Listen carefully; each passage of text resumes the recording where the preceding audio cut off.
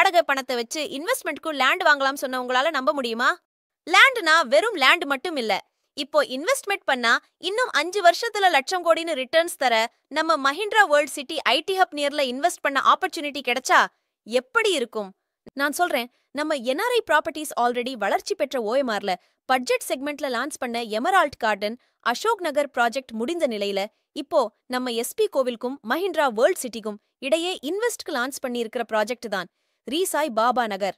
நீக்க இன்வெஸ்ட்மெண்ட் பண்ண போற லொகேஷனுக்கு அருகில் IT sector companies, GST road, railway station, Tambaram to Oragadam connect பண்ற பிரிட்ஜ், ஈசிஆருக்கு கனெக்ட் பண்ற வழி, கோவில் எல்லா வசதியும் சேர்த்து முக்கியமா இப்போ இன்வெஸ்ட் பண்ண வெறும் 5 வருஷத்துல ட்ரிபிள் மடங்கு ப்ராஃபிட் தரக்கூடிய லேவுட்ல வெறும் 12 லட்சம் இன்வெஸ்ட்மெண்ட் பண்ண நீங்க ரெடியா?